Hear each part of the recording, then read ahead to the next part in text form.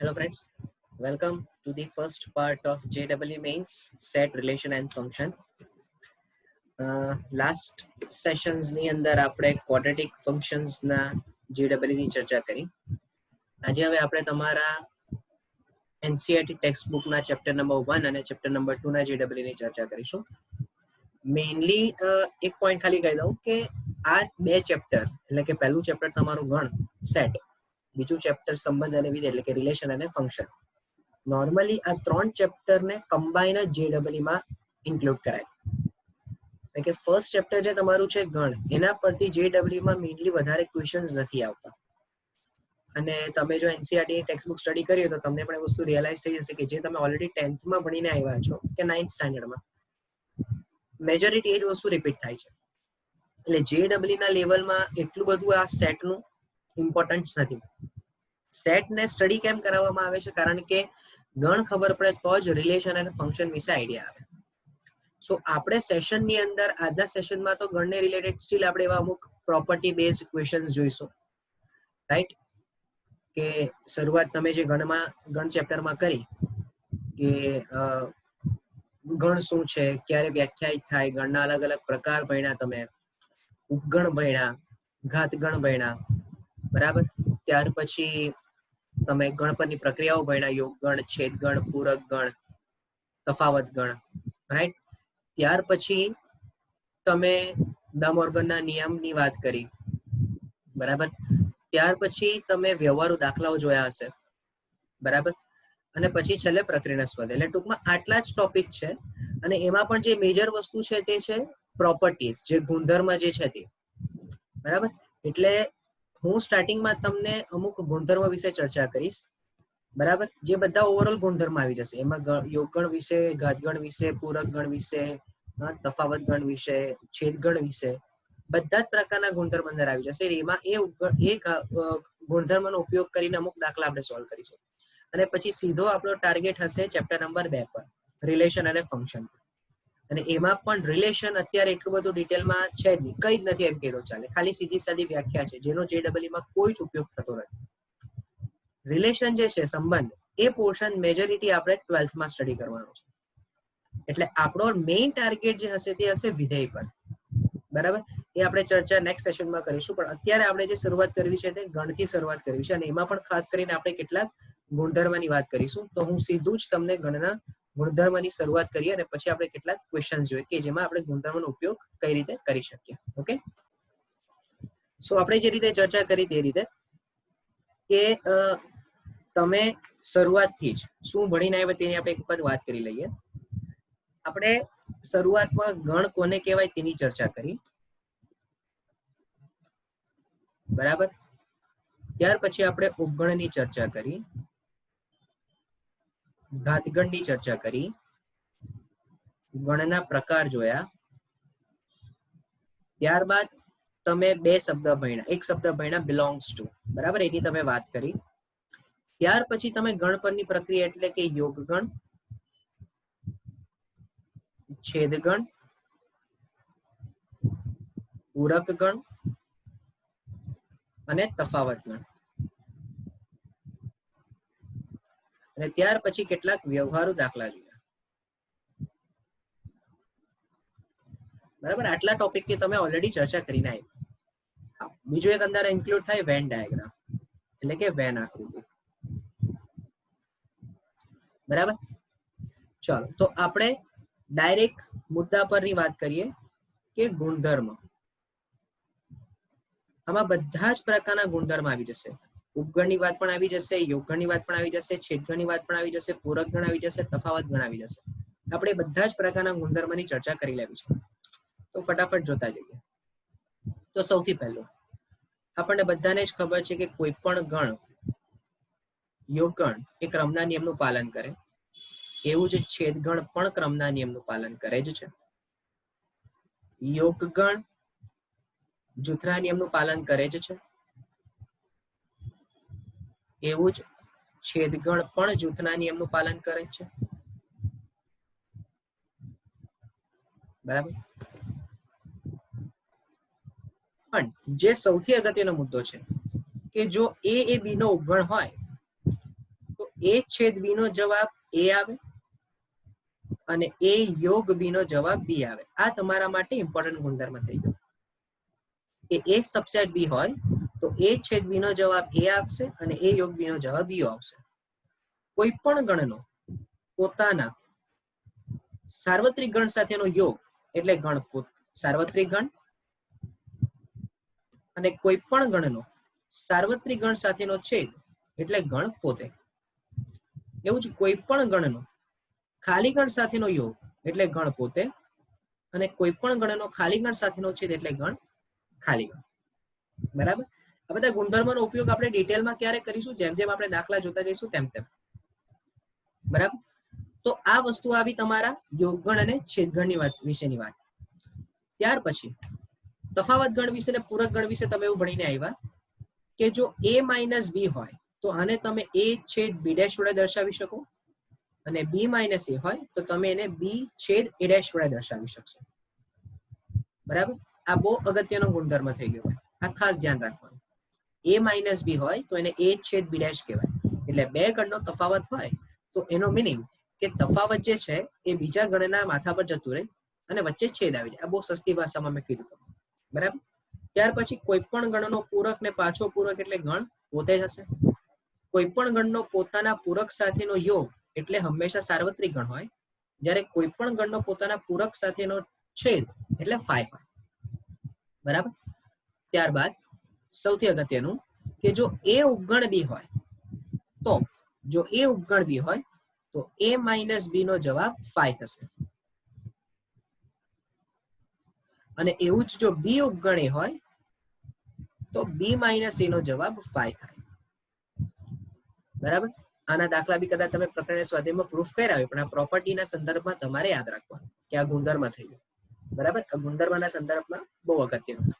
ત્યાર પછી ધ મોર્ગનનો નિયમ અને વિભાજનનો નિયમ. વિભાજન શું બોલે કે A છેદ B યોગ C હોય તો કહેવાય A છેદ B યોગ A છેદ C અને એવું જ A યોગ B છેદ C હોય તો આને કહેવાય A યોગ B છેદ A યોગ C.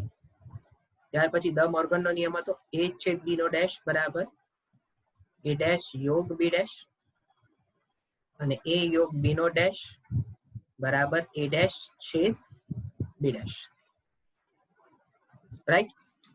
બે નાના મોટા નિયમ છે. U નો ડેશ એટલે ફાઈ અને ફાઈ નો ડેશ એટલે યુ. આ ઓલરેડી તમે ભણીને જ આવ્યા છો. હું એ જ વસ્તુનું રિકોલ કરાવું છું કે કઈ વસ્તુ JEE માટે અગત્યની છે.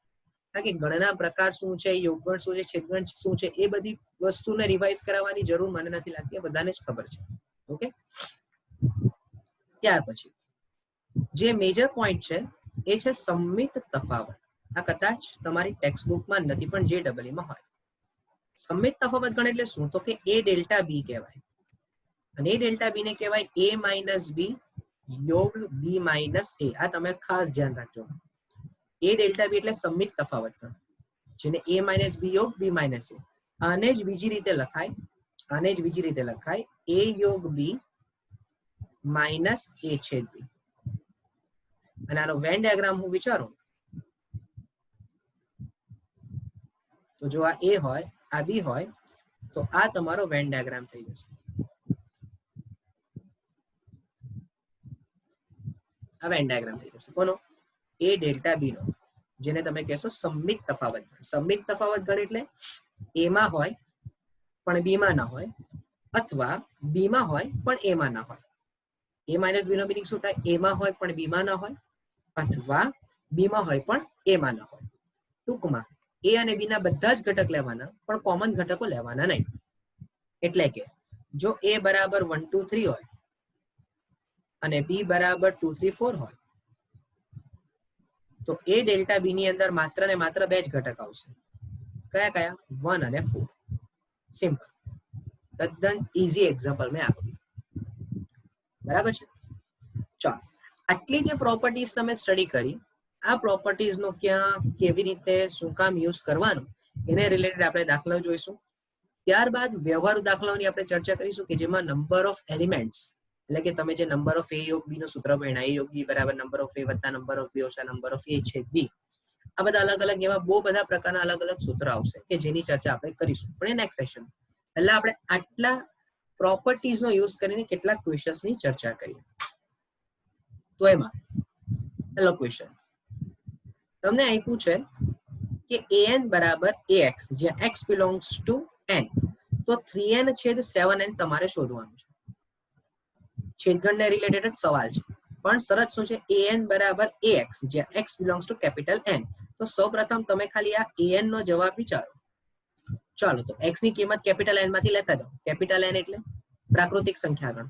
તો 1 થી ચાલુ કરો તો a, 2a, 3a, 4a, 5a, 6a આવું ચાલ્યા જ કરશે ભાઈ આપણું. તો તમને જો હવે 3n માંગ્યું હોય તો તમને સમજમાં આવ્યું કે 3n શું હશે? તો કે 3. પછી એને બદલે 3 મૂકતા જાઓ તો 6, 9, 12, 15, 18, 21, રાઈટ, 24 આવું જયા જ કરશે. અને એ જ વસ્તુ તમે 7n વિશે વિચારો તો 7n માં શું હશે ભાઈ? 7, 14, 21, 28, 35 આવું જયા જ કરશે. અને જ્યારે તમે 7n અને 3n નો છેદ વિચારો છો તો કોણ આવશે? તો કે 7 અને 3 ના છેદમાં સૌથી પહેલી કિંમત આવશે સીધી 21, પછી 42, પછી 63, બરાબર, પછી 84. બોલો આવું ચાલ્યા જ કરશે ભાઈ. તો હવે તમને સમજમાં આવતું હોવું જોઈએ કે જો 3n એટલે 3 નો ગુણિત છે, 7 એટલે 7 નો ગુણિત છે, તો 7n છેદ 3n નો જે જવાબ છે તે બધા કોના ગુણિત આવ્યા? 21 ના. તો આનો સીધો જવાબ લખાય 21n. રાઈટ, 21n આવે છે, બરાબર. એટલે એ તમારો જવાબ થશે. તો હું એમ કહું કે શું તમે 6n છેદ 8n, 7n છેદ 5n, 4n છેદ 8n આના વિશે ચર્ચા કરી શકો ભાઈ? તમારા હિસાબે વિચારજો. બહુ સિમ્પલ વે થી તમને જવાબમાં ખબર પડી જ જશે, કોઈ જ પ્રોબ્લેમ આવવાનું નથી. ઓકે, બહુ સિમ્પલ ક્વેશ્ચન કહેવાય. નેક્સ્ટ, કે n with a set of non negative integer. જોજો, નોન નેગેટિવ ઇન્ટીજર એટલે કોણ કહેવાય? તો કે ઋણ નથી તેવા પૂર્ણાંક, પણ 0 તો કહેવાય. એટલે 0, 1, 2, 3, 4, 5 ડોટ ડોટ. ચલો, i with a set of integers. બોલો, i set of integers એટલે માઇનસ ની બધી જ કિંમતો લેવાની. એટલે -4, -3, -2, -1, 0, 1, 2, 3, 4 ડોટ ડોટ બધું જ. પછી np, np એટલે નોન પોઝિટિવ ઇન્ટીજર્સ. બોલો, નોન પોઝિટિવ ઇન્ટીજર્સ એટલે એમાં માત્ર ને માત્ર ઋણ કિંમતો જ આવશે. એટલે -5, -4, -3, -2, -1 અને 0 પણ આવે. રાઈટ. ત્યાર પછી શું છે? e એટલે સેટ ઓફ ઇવન ઇન્ટીજર્સ. બોલો, e એટલે set of even integers. Even integers માં કોણ આવશે? બોલો, ઇવન ઇન્ટીજર્સ હોય એટલે -4, -2, 0, 2, 4, 6 આવું જયા જ કરશે. અને છેલ્લામાં છેલ્લું p છે. p એટલે પ્રાઇમ નંબર્સ. પ્રાઇમ નંબર્સ એટલે 2, 3, 5, 7, 11, 13, 17 ડોટ ડોટ. હવે આના પરથી તમારે ચેક કરવું છે કે i માઇનસ n, 4 ઓપ્શન ને ચેક કરીએ. ચાલો, તો પહેલું બોલો, i માઇનસ n નો જવાબ શું આવશે? વિચારજો જરા ધ્યાનથી. તો i માઇનસ n માં i ના બધા જ ઘટકો લેવાના, પણ એના ઘટકો લેવાના નહીં. એટલે કે 0 થી લઈને 1, 2, 3, 4, 5 સુધી નહીં લેવાના. એટલે -4, -3, -2 અને -1 સુધી જ જશે. તો શું આનો જવાબ ઇક્વલ્સ ટુ np છે? તો કે ના, it is not equals to np. કારણ 0 ડઝ નોટ બિલોંગ્સ ટુ, બરાબર, 0 આવતો નથી. જ્યારે np હતે તો 0 આવવું જોઈતું હતું. સમજમાં આવશે ભાઈ બધાને? ત્યાર પછી n છેદ np વિચારો. ચાલો, n છેદ np, n ની અંદર 0, 1, 2, 3, 4, 5 છે, અને np ની અંદર -5, -4 ડોટ ડોટ અપ ટુ 0 છે. તો n છેદ np ની અંદર 0 આવે છે, which is not 5. એટલે બી ઓપ્શન પણ ખોટો. સી ઓપ્શન વિચારી એટલો e છેદ p જોઈએ. ચલો, e છેદ p એટલે 5. તો e છેદ p માં કમ્પલસરી 2 આવે છે, તો એનો પણ જવાબ 5 નથી જ. તો હવે આવ્યું ભાઈ n ડેલ્ટા np. જો આવ્યું ભાઈ, આ ડેલ્ટા એટલે કહેવાય સંમિત તફાવત. અને સંમિત તફાવતને કેવી રીતે લખાય? તો કે n માઇનસ np યોગ np માઇનસ n. ચલો n માઇનસ np એટલે n ના બધા જ ઘટકો લેવાના, પણ np માં આવતા ઘટકો લેવાના નહીં. એટલે n ના બધા જ ઘટકોમાં 0 1 2 3 4 5 લઈએ, પણ np માં કોણ કોમન છે? તો કે 0, તો 0 સિવાયના બધા જ, એટલે 1 2 3 ડોટ ડોટ ડોટ. ચાલો યોગ કરીને, ચલો np એટલે માઇનસ ની બધી જ કિંમતો 0 સાથે, પણ 0 n માં આવે છે તો 0 નહીં લેવાનું, એટલે ડોટ ડોટ ડોટ કરીને -5 -4 -3 અપ ટુ -1. અને હવે તમે જ્યારે બંનેનો યોગ વિચારશો તો શું જવાબ મળશે તમને? બોલો. તમને મળશે 1, એટલે કે ઋણ કિંમતો બધી જ મળી. જો હું ડાયરેક્ટ વિચારું, જગ્યાનો થોડો પ્રોબ્લેમ છે. બોલો, ઋણની બધી જ કિંમતો મળતી ગઈ, બરાબર. માઇનસ ઇન્ફાઇનાઇટ થી ચાલુ કરીને બધી જ પૂર્ણાંક કિંમતો અંદર એડ થતી ગઈ. ક્યાં સુધીની? તો કે -1 સુધી. પછી વચ્ચે ગેપ આવ્યું, 0 નથી આવ્યું, અને પછી ક્યાંથી ચાલુ થયું? 1 થી ચાલુ થયું, એટલે 1 2 3 4 5 6 થયું. તેનો મિનિંગ કે બધા જ ઇન્ટીજર પોઈન્ટ આવ્યા એક્સેપ્ટ 0. એનો મિનિંગ કે આનો ડાયરેક્ટ જવાબ લખાય I, પણ એમાં 0 લેવાનું નથી. તો આ તમારો જવાબ થઈ ગયો, રાઈટ. સો હોપ કે આ પણ તમને ખ્યાલ આવ્યો હોય, બરાબર. આ જે વર્ડ્સ છે એ તમારા માટે બહુ ફેમિલિયર છે ને બહુ ઇઝીલી તમારાથી એને સમજી શકાય છે, રાઈટ. સો હોપ કે સમજમાં આવ્યું હોય. ચાલો નેક્સ્ટ ક્વેશ્ચન પર જઈએ. જોજો, હવે આવ્યા તમારા ગુણધર્મના રિલેટેડ ક્વેશ્ચન્સ. ચાલો જો ધ્યાન આપીએ. સવાલમાં શું છે? સવાલમાં કીધું છે ભાઈ કે બે ગણ માટે a યોગ b નો ડેશ યોગ a ડેશ છેદ b. ચાલો તો સૌથી પહેલા બહુ ધ્યાનથી, a યોગ b નો ડેશ એટલે ધ મોર્ગનના નિયમ પ્રમાણે a ડેશ છેદ b ડેશ અને યોગ કરીને a ડેશ છેદ b. હવે તમે ઓબ્ઝર્વ કરો તો a ડેશ છેદ અને a ડેશ છેદ કોમન દેખાય છે ભાઈ. a ડેશ છેદ અને a ડેશ છેદ કોમન દેખાય છે, તો હું a ડેશ છેદ 12 લઈ લઉં અને હું બોલી દઉં b ડેશ યોગ b. બોલો, આવું ચાલે? ધ્યાનથી સમજો. અથવા તો આના પરથી આ સાચું કે નહીં તે પણ વિચારજો. વિભાજનનો નિયમ વાપરીને તમે ચેક કરો, રાઈટ. હવે આપણે અત્યારે જ નિયમ ભણ્યા કે કોઈ પણ ગણનો પોતાના યોગ સાથે, પોતાના પૂરક સાથેનો યોગ એટલે જવાબ કોમ્પ્લિમેન્ટરી એટલે યુનિવર્સલ સેટ આવે. અને બીજી પ્રોપર્ટી પણ ભણ્યા કે કોઈ પણ ગણનો પોતાના સાર્વત્રિક ગણ સાથેનો છેદ એટલે ગણ પોતે. તો આ તમારો જવાબ થઈ જશે, a ડેશ એ તમારો જવાબ થઈ જશે, રાઈટ. તો એક પ્રોપર્ટી થઈ ગઈ, સમજો, બરાબર. હવે અહીંયા જે સી લખ્યું છે તે સી સ્ટેન્ડ્સ ફોર કોમ્પ્લિમેન્ટરી. આ જે સી લખ્યું છે ને, સી નો મિનિંગ કોમ્પ્લિમેન્ટરી થાય. કોમ્પ્લિમેન્ટરી એટલે પૂરક ગણ કહેવાય. ઓકે, ચાલો ત્યાર પછી જોઈએ.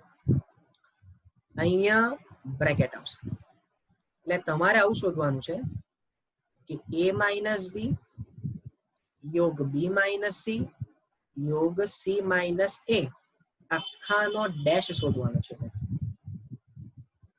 બરાબર. આનો જવાબ તમારે શોધવાનો છે. તો હવે બહુ ધ્યાનથી સમજજો. હવે આમાં કોઈ પણ પ્રકારનો ગુણધર્મ કામ લાગવાનો નથી. આમાં માત્ર ને માત્ર શું કામ લાગશે? તો કે વેન ડાયાગ્રામ કામ લાગશે. જો ધ્યાનથી સમજીએ. હા ભાઈ, સૌથી પહેલા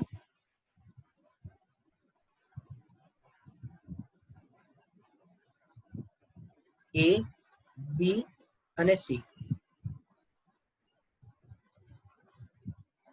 ચાલો જોજો, જ્યારે તમે a માઇનસ બી વિચારો, બહુ ધ્યાનથી ચેક કરજો. વેન ડાયાગ્રામ પરથી આપણે સીધો જવાબ સુધી લેવું છે.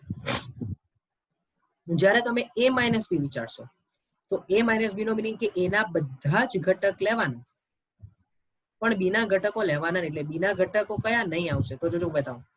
આ આવે ભાઈ, a ના જ ઘટકો હું લઉં છું. હા, મેં એક પણ ઘટક b નો લીધો નથી. જોઈ લો, ક્લિયર આટલું? એવું જ્યારે તમે b, બરાબર, આ b અને c વચ્ચેનો તફાવત વિચારો, b અને c વચ્ચેનો તફાવત વિચારો, તો b ના બધા જ ઘટક લેવાના, પણ c ના ઘટકો લેવાના નહીં. તો બોલો, b ના બધા ઘટકમાં કોણ આવે? તો કે આ b ના બધા ઘટકો આવે, બરાબર. પણ એમાં c ના ઘટકો લેવાના નથી, એટલે આટલો જ ભાગ આવશે. કારણ કે આ જે વચ્ચેના બે ભાગ બચ્યા એ બંને તો કોના ભાગ આવશે? c ના ભાગ આવશે. અને જ્યારે તમે c માઇનસ c વિચારશો તો c ના બધા જ ભાગ લેવાના, પણ એની સાથે કોમન નહીં લેવાનું, એટલે આટલો જ ભાગ આવશે. હવે કોઈકને એમ થાય કે આના પહેલા જે વચ્ચેના બે પોર્શન આવ્યા તે, એટલે હું ધારો કે ઇન્ડિકેટ કરું કે આ જે પોર્શન આવ્યો, આ પોર્શન આવ્યો અને આ પોર્શન આવ્યો, એ કેમ લીધા? તો કે ભાઈ એ તો જ્યારે તમે a માઇનસ બી લીધેલું ત્યારે એનો પોર્શન આવ્યો, આ પોર્શન જ્યારે a માઇનસ બી લીધું ત્યારે આવ્યો, આ પોર્શન b માઇનસ સી લીધું ત્યારે આવ્યો, અને આ પોર્શન c માઇનસ એ લીધું ત્યારે આવ્યો. બરાબર?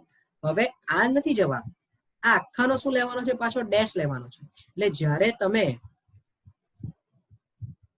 જસ્ટ અ મિનિટ, એટલે જ્યારે તમે હવે આનો ડેશ વિચારશો, ડેશ,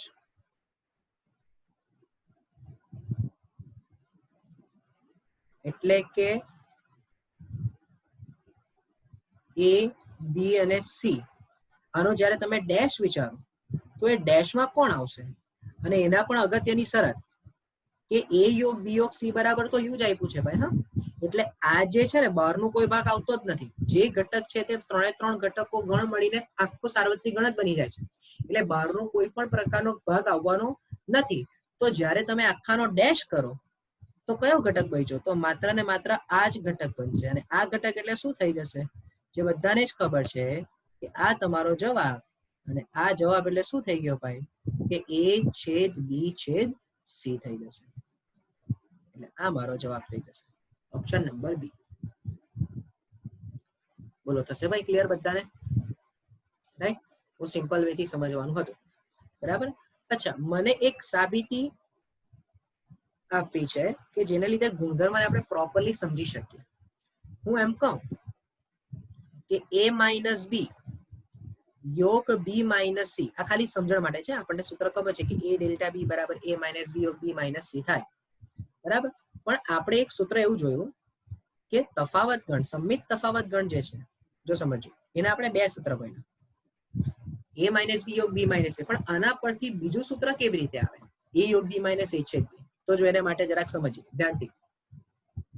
સૌથી પહેલું, એક મિનિટ, એક નાની ભૂલ કરી, b માઇનસ a. તો સૌથી પહેલું જોજો, બધા જ ગુણધર્મનો ઉપયોગ કરીને જ આપણે આને પ્રૂફ કરીએ. હા, જોજો ધ્યાનથી. તો a માઇનસ બી એટલે શું થશે? a છેદ b ડેશ યોગ b માઇનસ એટલે થશે b છેદ a ડેશ. ચલો, આટલું ક્લિયર થયું? હવે હું જે કહું ને તે ધ્યાનથી સમજો. તમે આ ગણને કોઈ એક ગણ નામ આપી દો, ધારો કે c નામ આપી દો. જો અહીં લખો કે ધારો કે c બરાબર a છેદ b ડેશ વિચારો. ચાલો, તો બોલો શું થશે? આખો ગણ c હોય તો c યોગ b છેદ a ડેશ લખાય. તો વિભાજનનો ગુણધર્મ શું બોલશે? બોલો, c યોગ b બોલાય ને છેદ c યોગ a ડેશ બોલાય. હવે c ને બદલે કિંમત મૂકી દો. આ c એટલે લખ્યું કે તમને સમજણ પડે શું કરવાનું હતું. ચલો, c ને બદલે આપણે લખી દઈએ a છેદ b ડેશ. ક્રમના નિયમનું પાલન કરાવીને આમ તેમ કરી દઈએ. એટલે b યોગ a છેદ b ડેશ અને છેદ કરીને a ડેશ યોગ a છેદ b ડેશ. હવે જો મગજ ચાલતું હોય ને ભાઈ, તો આ પણ પાછું વિભાજનનો જ નિયમ થઈ ગયો. જો તો અહીંયા પાછું શું થશે ખબર? b યોગ a છેદ b યોગ b ડેશ અને છેદ કરીને a ડેશ યોગ a અને છેદ a ડેશ યોગ b ડેશ. તો વ્યવસ્થિત ધ્યાનથી એક સ્ટેપ સમજતા જજો ભાઈ. હા, હું સાબિત એવી અત્યારે સાબિત કરવા જઈ રહ્યા છે કે a ડેલ્ટા b બરાબર a માઇનસ b યોગ b માઇનસ a પરથી a યોગ b માઇનસ b a છેદ b કેવી રીતે આવે? રાઈટ? અને એને માટે આપણે સ્ટેપ બાય સ્ટેપ બધી પ્રોસેસ કરતા રહ્યા. હવે ગુણધર્મ પ્રમાણે આ b યોગ a બેઠું. ચાલો, ગુણધર્મ એવું બોલે કે કોઈ પણ ગણનો પોતાના પૂરક સાથેનો ડેશ એટલે ગણ સાર્વત્રિક ગણ, એટલે અહીંયા u જવાબ આવી જશે. છેદ એવું જ અહીંયા બોલો a ડેશ યોગ a એટલે જવાબ u અને છેદ કરીને બોલો a ડેશ યોગ b ડેશ એટલે હું હવે એમ કહી દઉં કે a છેદ b નો ડેશ લખું તો ચાલશે ને? કારણ કે હવે આપણે કોનો ઉપયોગ કરીશું? ધ મોર્ગનનો નિયમ ઉપયોગ કરીશું. a છેદ b આખાનો ડેશ. ચાલો, હવે ફરીથી b યોગ a એટલે આખો એક ગણ સમજો, એનો u સાથેનો છેદ એટલે ગણ પોતે વચ્ચે છેદ. એવું જ u સાથેનો a છેદ b આખાના ડેશ નો યોગ છેદ એટલે પણ ગણ પોતે. અને હવે તફાવત ગણના નિયમ પ્રમાણે જો a માઇનસ b હોય તો a છેદ b ડેશ લખાય, તો આના પરથી રિવર્સ પણ દઈ જ શકાય આપણાથી. તો જો અહીંયા ડેશ છે, વચ્ચે છેદ છે, તો છેદ તમે દૂર કરો અને આમ ડેશ ને વચ્ચે લાવી દો, તો સાબિત થઈ ગયું ભાઈ તમારું a યોગ b માઇનસ a છેદ b. સમજો. તો આના પરથી તમે શું સમજ્યા કે તમે કઈ રીતે તમારા ગુણધર્મનો કે તમને જે કોઈ પણ પ્રોપર્ટીઝ આપી છે એનો કઈ રીતે તમે યુટિલાઇઝ કરો છો. બસ આ જ કારણોસર મેં તમને આ આખી સાબિતી બતાવી દીધી. ઓકે, ચાલો નેક્સ્ટ ક્વેશ્ચન પર જઈએ. બહુ સિમ્પલ ક્વેશ્ચન લીધો, પણ આ જસ્ટ એક સમજણ પડે તમને એટલે માટે મેં કીધું છે કે એની અંદર ફાઈ ગણમાં ફાઈ છે, તો power set of A, power set of એટલે ઘાતગણ શોધવાનો છે. હવે ઘાતગણ એટલે શું? તો કે ઉપગણોને દર્શાવતો ગણ. તો સૌથી પહેલા તો a બરાબર ફાઈ અને ગણમાં ફાઈ ના ઉપગણો કયા થશે? ચાલો તો ઉપગણમાં બહુ ધ્યાનથી સમજો. પહેલા તો બે ઘટક કહેવાય આમાં. તો પહેલા જે ફાઈ છે એને ગણમાં લખીએ, પછી આ જે ફાઈ છે ગણમાં ફાઈ, એને પણ મારે ગણમાં લખવું પડે, પછી ગણ પોતે અને ફાઈ, આ ચાર એના ઉપગણ થશે. બહુ ધ્યાનથી સમજો ભાઈ, આમાં સહેજ પણ ડાઉટ લાગે તો તમે ક્લિયર કરાવી શકો છો.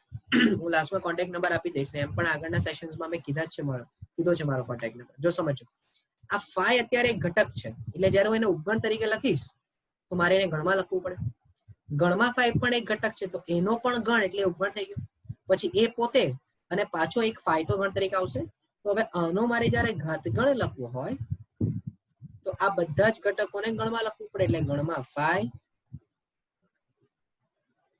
ત્યાર પછી પાછું ફાઈ, પછી એ અને ફાઈ. આ મારો જવાબ થઈ જાય. ક્લિયર થશે ભાઈ? રાઈટ? હો, ક્યાં સમજમાં આવતું જ હોય. ત્યાર પછી next question. Number of a બરાબર 3 અને નંબર ઓફ b બરાબર 6 અને a subset or equals to b, then number of elements in a union b is dash. જો એક સ્ટ્રક્ચર બતાવો, બધા ધ્યાનથી સમજો. હા, કે જો આ એક નોંધ તરીકે બી તમે લખી શકો છો, નોંધ જ લખી દઈએ આપણે કે નંબર ઓફ a બરાબર m અને નંબર ઓફ b બરાબર n અને m લેસ ધેન n છે. અત્યારે આપણે આ શરત પકડીને ચાલીએ તો તમારી પાસે બે કન્ડિશન આવશે, minimum element of a union b અને maximum element of a union b, અથવા minimum element minimum of a intersection b અને maximum of a intersection b. સમજો. હવે જ્યારે પણ મહત્તમ ઘટક, એટલે કે તમે સિમ્પલ વેથી સમજો, આમાં 3 ઘટક ને 6 ઘટક આપ્યા છે. અત્યારે ધારો કે આ શરત નથી આપી, ભૂલી જાઓ, તો તમે શું વિચારો કે એવું થાય ને કે આ a ના 3 ઘટક જે છે અને b ના 6 ઘટક એ બધા જ અલગ અલગ છે. હા કે ના? બધા જ અલગ અલગ છે. અલગ અલગ છે એટલે કે ધારો કે a માં abc છે ને b માં 1 2 3 4 5 6 છે. એટલે એક કામ કરું, જો હું છે ને આ ટેબલ ને આ રીતે ની કઈ શરત પરથી a યોગ b અને a છેદ b માં મહત્તમ ન્યૂનતમ મળે ને તે શરત આપણે ઇન્ડિકેટ કરીએ, પછી એના પરથી જવાબ લખીએ.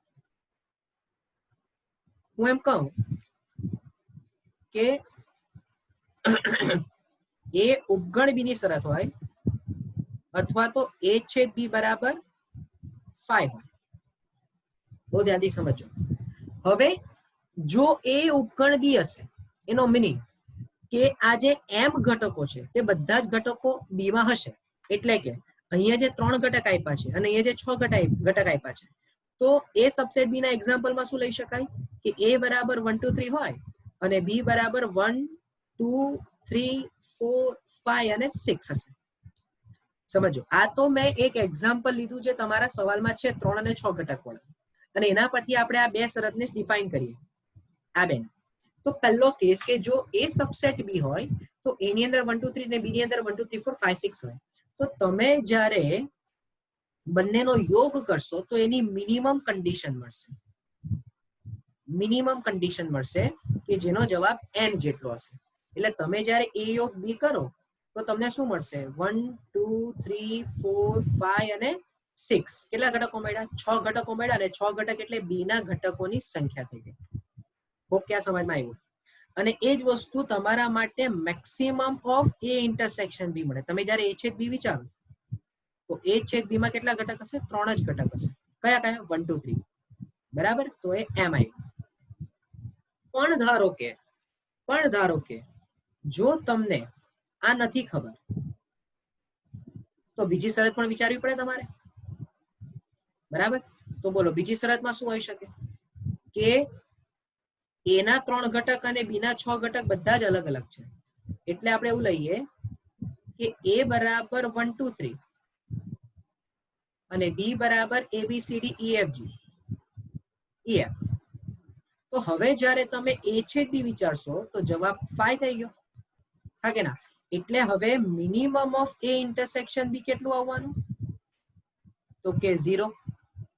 અને maximum of a union B કેટલું?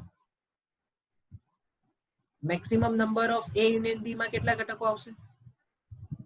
તો કે તમે જ્યારે આ બેનો યોગગણ વિચારશો તો 1 2 3 સાથે ABCDEF એટલે કે જવાબ m પ્લસ n થઈ ગયું. હવે આ લખાવાનું કારણ શું? તો આ આખું લખાવાનું કારણ એટલું છે કે અહીંયા તો બહુ સરળ રીતે આપી દીધું છે. જુઓ તમને કહી દીધું છે કે a ઉપગણ b એટલે એનો મીનિંગ કે આ 3 ઘટક અને આ 6 ઘટકમાં 3 ઘટક b માં હશે જ હશે. તો તમારી નજર આ કોષ્ટક પર આવવી જોઈએ. અહીંયા આવવું જોઈએ કે a સબસેટ b હોય તો યોગમાં ઘટકોની સંખ્યા n એટલે number of elements in a union b is equals to 6. Complete. પણ ધારો કે આ જ સવાલમાં જે બોલું તે સમજો. હા, આ જ સવાલમાં ધારો કે આવી કન્ડિશન જ નહીં આપી હોય, આ શરત આપી જ નથી, સમજો. અને એવું કીધું હોય કે નંબર ઓફ a બરાબર 3 ને નંબર ઓફ b બરાબર 6, તો find out minimum number of a union b. તો શું? તો ત્યારે તમારા મગજમાં આ આખું સ્ટ્રક્ચર, આ નોંધ ફિટ થવી જોઈએ કે જો એ આ શરત નથી આપતા તો 3 અને 6 વાળી શરતમાં a યોગ b માં ઓછામાં ઓછા કેટલા ઘટક હોવા જોઈએ? તો કમ્પલસરી ઓછામાં ઓછા 6 ઘટક તો થશે ને થશે જ. કઈ શરતના અકોર્ડિંગ? a સબસેટ b ના અકોર્ડિંગ. સમજો. અને maximum of a union b કેટલા થશે? તો કે maximum of a union b ક્યારે? જ્યારે બંને અલગ ગણ હોય ત્યારે. એટલે જવાબ 9 આવશે.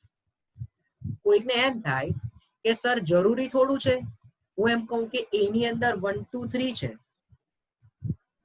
અને b ની અંદર 1 2 4 5 6 7 છે, તો આમાં હવે કઈ 9 બી નહીં આવે ને 6 બી નહીં આવે. તો હું નથી કહેતો કે આવો જવાબ શક્ય બનશે, નથી બનતો. આવો બી જવાબ શક્ય બનશે જ. પણ અહીંયા જે મેં કોષ્ટક બનાવ્યું છે તે તમે ધ્યાનથી સમજો. એ મિનિમમ મેક્સિમમ ની શરત પર છે. મિનિમમ એટલે આ દાખલામાં જો minimum of a union b પૂછે તો 6 સિવાય કોઈ ઓછો શરત આવવાની જ નથી. કમ્પલસરી હશે તો 6 કરતા મોટી જ હશે અથવા તો 6 હશે. ને 6 એટલે એ તમારો કેવો જવાબ થઈ ગયો? મિનિમમ. અને મેક્સિમમમાં શું હશે? તો કે 9 જ હશે. નથી 9 થી વધારે થવાનું કે નથી 6 થી ઓછો થવાનું. મિનિમમ 6 અને મેક્સિમમ 9. એટલે અત્યારે ચર્ચા જે કરવી છે તે કયા સંદર્ભમાં કરવી છે? મેક્સિમમ અને મિનિમમ ઘટકો કેટલા હશે તેના સંદર્ભમાં આપણે ચર્ચા કરી છે. બરાબર? એટલે આવો કોઈ કેસ અત્યારે વિચારવાનો આવતો જ નથી. કારણ કે આના યોગમાં તમે વિચારો તો 1 2 3 4 5 6 7 કેટલા ઘટક આવ્યા? 7 ઘટક આવ્યા. તો એ તો 6 અને 9 ની વચ્ચે છે.